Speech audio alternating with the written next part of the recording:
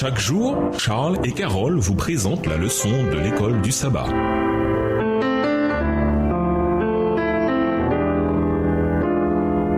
Bienvenue à votre émission Dieu nous parle. dans la leçon de dimanche, l'Éden et Canaan. Lisons Genèse 2, verset 15 et Genèse 3, les versets 17 à 24. Quelles furent les conséquences de la chute concernant le lieu de vie du premier couple? Genèse 2, le verset 15. L'Éternel prit l'homme et le plaça dans le jardin d'Éden pour le cultiver et pour le garder.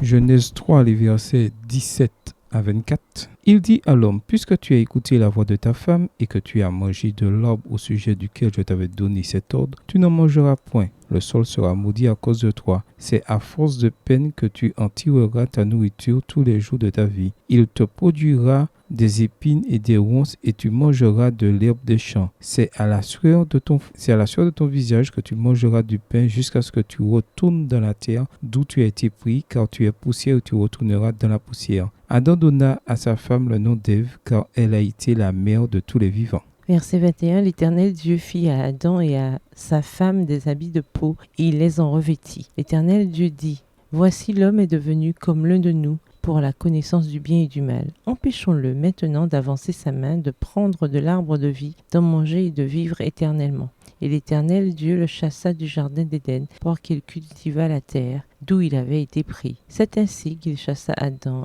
et il mit à l'orient du jardin d'Éden les chérubins qui agitent une épée flamboyante pour garder le chemin de l'arbre de vie. À la création, Dieu plaça Adam et Ève dans un environnement parfait qui représentait l'abondance et la beauté. Le premier couple rencontrait son Créateur dans un cadre de vie agréable qui comblait tous leurs besoins physiques. En plus de la parole verbale de Dieu, le jardin d'Éden servait de centre de formation où Adam et Ève découvraient intimement le caractère de Dieu et la vie qu'il voulait pour eux. Par conséquent, quand ils brisèrent la relation de confiance avec leur Créateur, leur relation avec le jardin d'Éden changea elle aussi. Et, en signe de cette relation brisée, ils durent quitter leur jardin. Ils perdirent le territoire que Dieu leur avait donné. Ainsi, le jardin d'Éden devint le symbole d'une vie en abondance et nous redécouvrirons ces thèmes dans celui de la terre promise. Comment les patriarches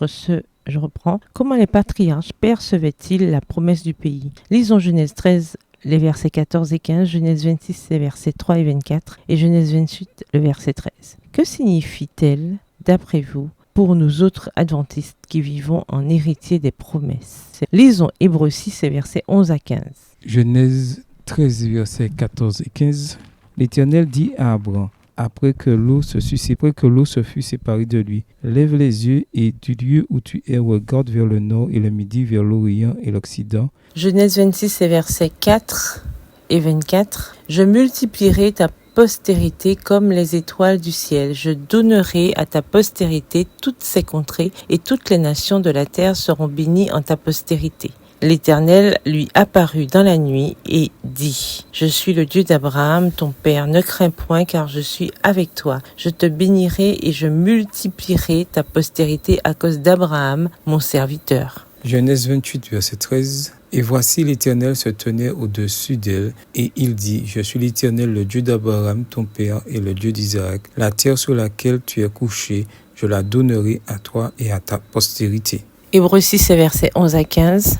Nous désirons que chacun de vous montre le même zèle pour conserver jusqu'à la fin une pleine espérance, en sorte que vous ne vous relâchiez point et que vous imitiez ceux qui, par la foi et la persévérance, héritent des promesses. Lorsque Dieu fit la promesse à Abraham, ne pouvant jurer par un plus grand que lui, il jura par lui-même et dit, certainement je te bénirai et je multiplierai ta postérité. Et c'est ainsi qu'Abraham, ayant persévéré, obtint l'effet de la promesse.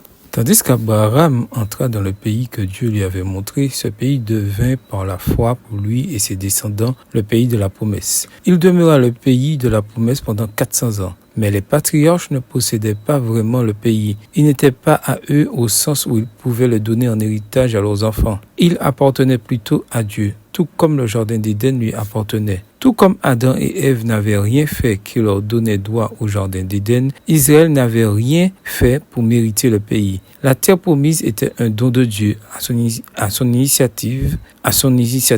Israël n'avait aucun droit ou prétention inhérente à posséder le pays. Deutéronome 9, les versets 4 à 6. Ce n'est que par la grâce de Dieu qu'ils purent le posséder. Les patriarches étaient héritiers des promesses jusqu'à ce qu'elles se réalisent. Nous qui sommes disciples de Christ, nous avons hérité de promesses supérieures. Hébreux 8, le verset 6, qui se réaliseront si nous imitons ceux qui, par la foi et la patience, reçoivent l'héritage promis. Hébreux 6, le verset 12. Au revoir. Et à demain, si Dieu veut. Dieu nous parle. Chaque jour, Charles et Carole vous présentent la leçon de l'école du sabbat.